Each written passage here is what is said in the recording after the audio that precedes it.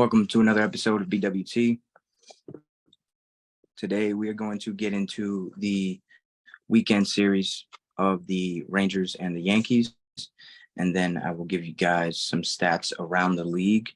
And then we will look forward to the next 8 opponents for the Yankees. So let's get into it. Friday night, the Yankees lost 4-2 going into extra innings. Billy McKinney started the scoring off in the bottom of the second with an RBI ground ball to put the Yankees up 1-0. Leody Tavares tied it up with an RBI single in the top of the fourth. Mitch Garver got an RBI single in the top of the eighth to go up 2-1. And then the Yankees tied it up in the bottom of the eighth with a sac fly from Kyle Higashioka. Tied it up at 2-2. That stayed like that until the top of the 10th inning, sorry. And Adolis Garcia hit a home run to go up 4-2, and the Yankees couldn't score in the bottom half of the inning, so we ended up losing that game. The winning pitcher was Barlow for the Rangers. He was able to get his first win of the season with an ERA of 2.25. And Michael King got a loss on this game, making his record 1-4 with a 3.15 ERA. And Smith was able to record the save for the Rangers, giving him his 14th of the season with an ERA of 2.73. Moving on to Saturday's game, the Yankees win 1-0 with a solo home run by Billy McKinney in the bottom of the fourth inning. The Yankees bullpen was able to come in after Severino throwing 6 shutout innings, 4 strikeouts, giving up around, I think it was 6 hits. He was able to secure his first win of the season with a 5.25 ERA. He looks a lot better than his previous starts, where he was missing spots, losing velocity and stuff like that. So I am feeling good about the direction that he's heading in right now. Jonah Gray, he made one mistake, and Brian McKinney did not miss it.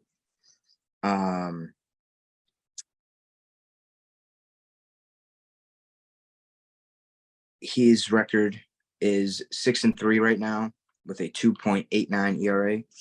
And Rod Marinaccio was able to come in for the save for his second of the season, and his ERA is a 3.21. And the Yankees were able to secure that win with the bullpen's help.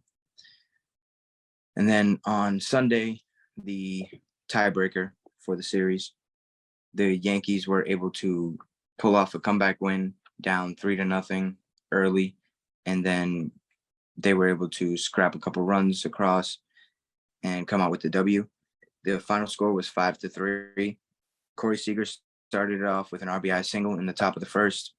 In the bottom of the second, Jonah Heim hit a home run to go up 2-0. And Leody Tavares got an RBI double in the bottom half of the second inning as well. This was against Garrett Cole. Garrett Cole didn't really have, it wasn't a quality start, but I mean, he didn't give up many runs. He got hit around. He gave up 9 hits and 4.1 innings pitched. He got 7 Ks. And he only let up those 3 runs. And then the Yankees offense in the bottom of the second responded with a RBI double from DJ LeMahieu to make it 2-3. And then Harrison Bader was able to take the lead with a 2-run double in the bottom of the eighth to go up 4-3. And then Stanton gave us an insurance run to go up 5-3 with an RBI single in the also in the bottom of the eighth. Winning pitcher for yesterday was Ron Marinaccio, making his record 4-3 with a 3.12 ERA. John King got the loss for the Rangers. His record is 1-1. Got his first loss of the season with an ERA of 5.02. And Michael King for the Yankees was able to secure the save, giving him his 5th of the season. We were able to come back and win this series, which was huge. Coming back after that sweep in Boston, the Yankees were able to take a series out in Seattle, and then they come back home and they win a series against one of the best teams in baseball right now. Man, Billy McKinney, he has been the one to keep this offense afloat. In 15 games that he's played, he's batting .320 with an OBP of .346 and slugging percentage of .660 with 4 home runs, 3 doubles, and a triple. And this young kid, he is exciting to watch. Always making something happen when he's up at the plate. He's got a lively bat. I don't know what Aaron Boone was thinking last week, pinch hitting him for Josh Donaldson, or using Josh Donaldson as a pinch hitter for McKinney, because McKinney has been hot and Donaldson has not been hot at all. He's cold.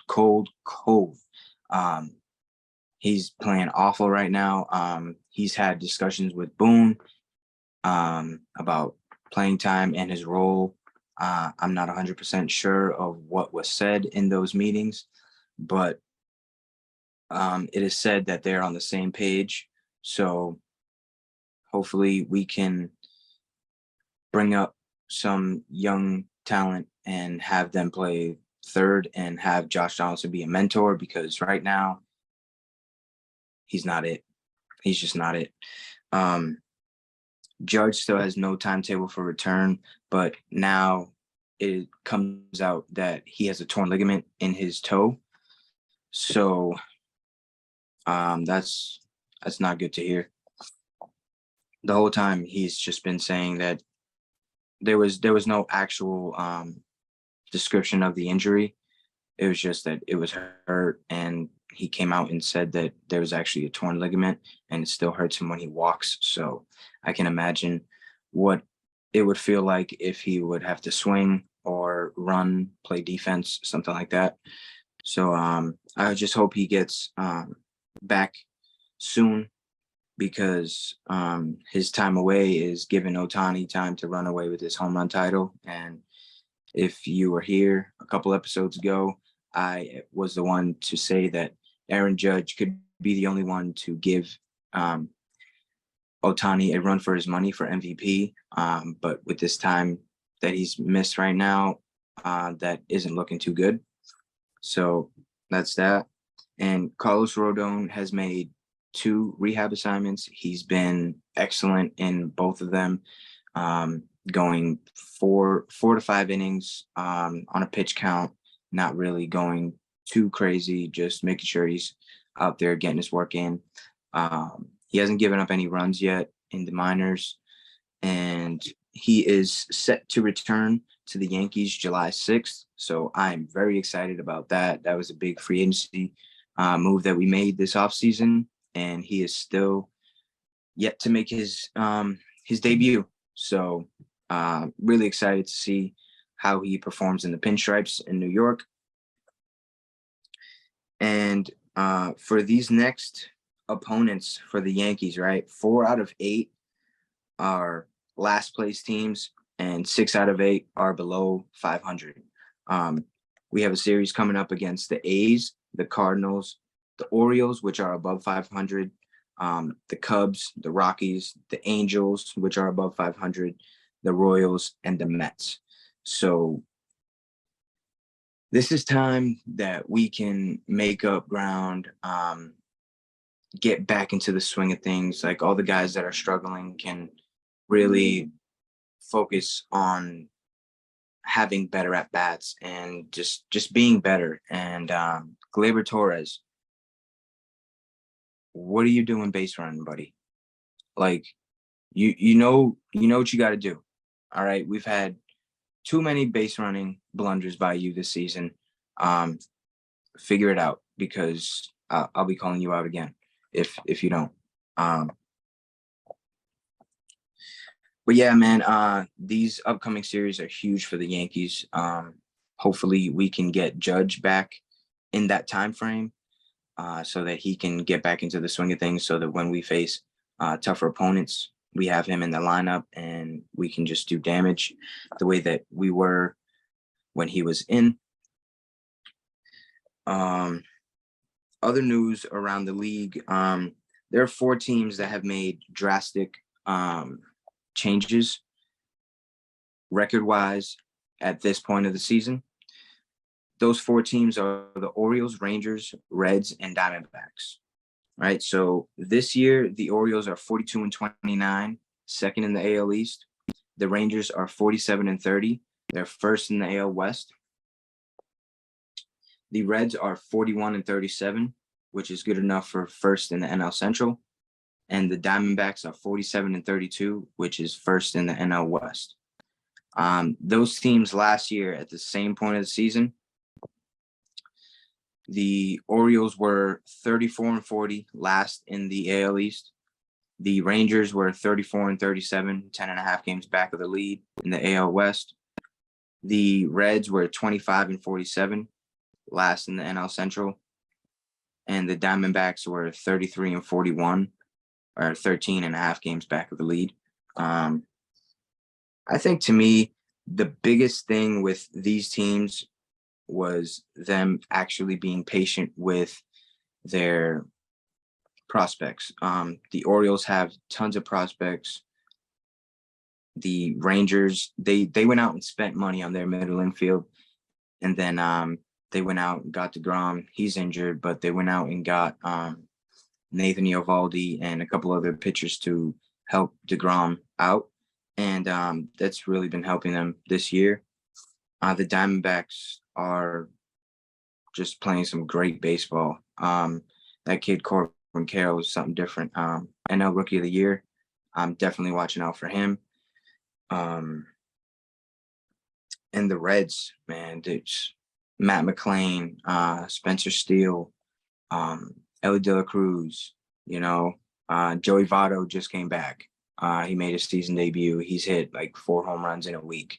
So, I mean, these teams are on the right track.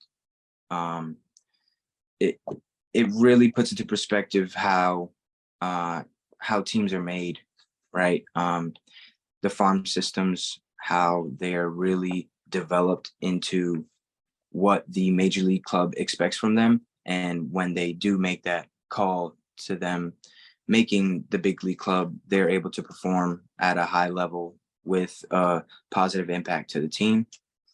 I think the craziest one has to be the Reds. The Reds, I never thought I would see the Reds in first place in their division this season, because they just, all my life, they just been just a bad team, just a really bad team. And they're proving me wrong. They're proving everybody wrong.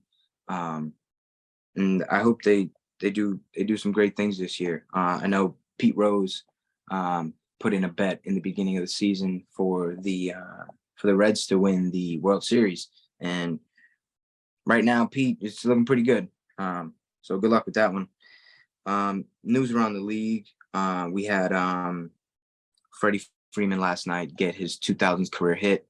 Hats off to Freddie. He is the 291st player in MLB history to do so. And quick story about him, if you guys don't know this, his mom died of skin cancer. So if you ever turn on a Dodgers game and you're wondering why he's wearing long sleeves, and it's like 95, really hot out, it's a tribute to his mom. So, man, Freddie, you are a class act. One of a pro's pro.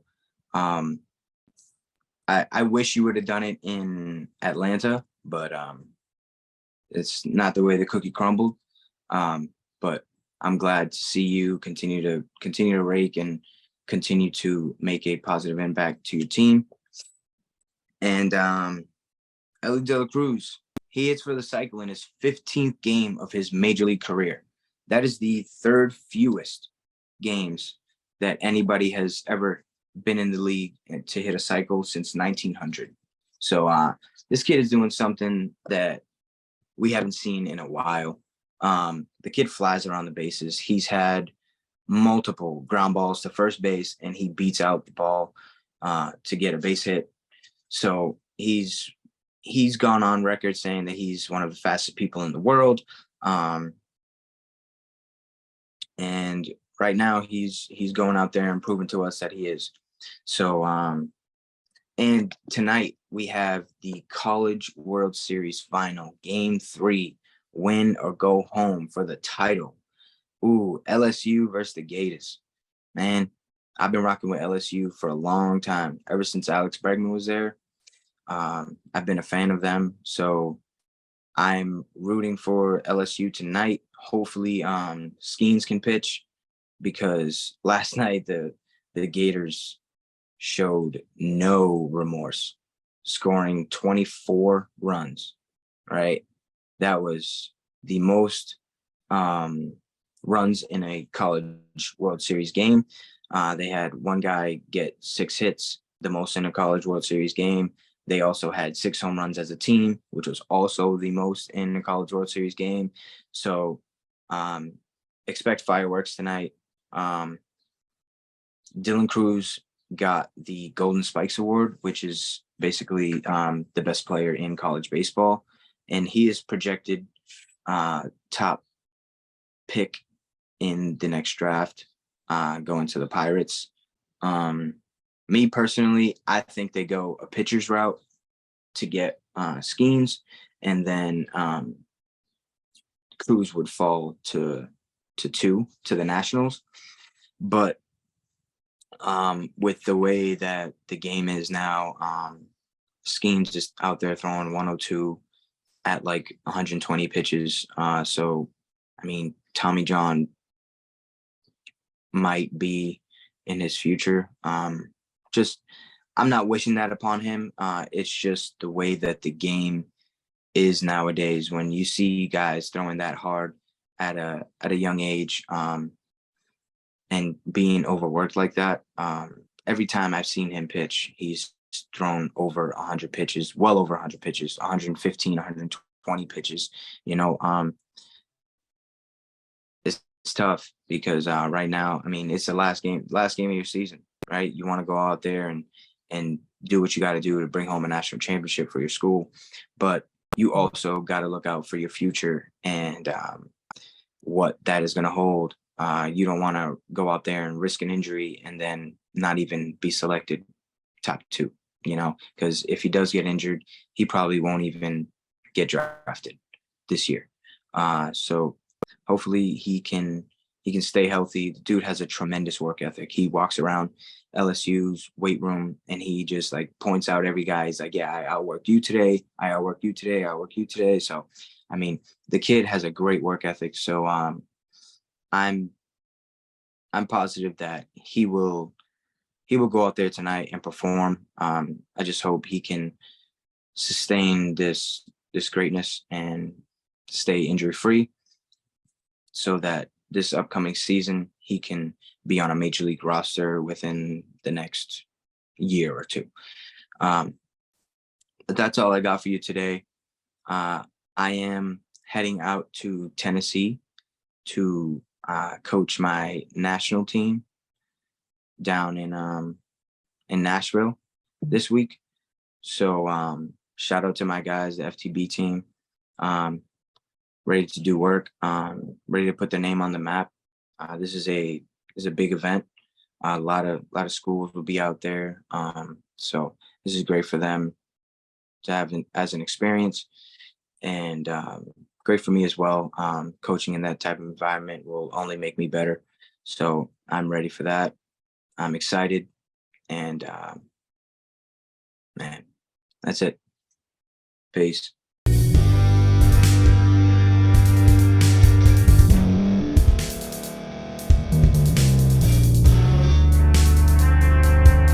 Thank you for staying to the end. If you're watching this on YouTube, please like this video, subscribe, and also hit that notification button so you can be notified next time we put out a video. If you're listening on any podcast platform, subscribe and hit that notification button, y'all, so you can be notified we put out another podcast audio. And last but not least, hit that share button. No matter what you're listening to or watching it, hit that share button and send it to somebody that you know that would love to watch this episode you just listened to. So once again, thank you for staying to the end, and we'll see y'all in the next episode.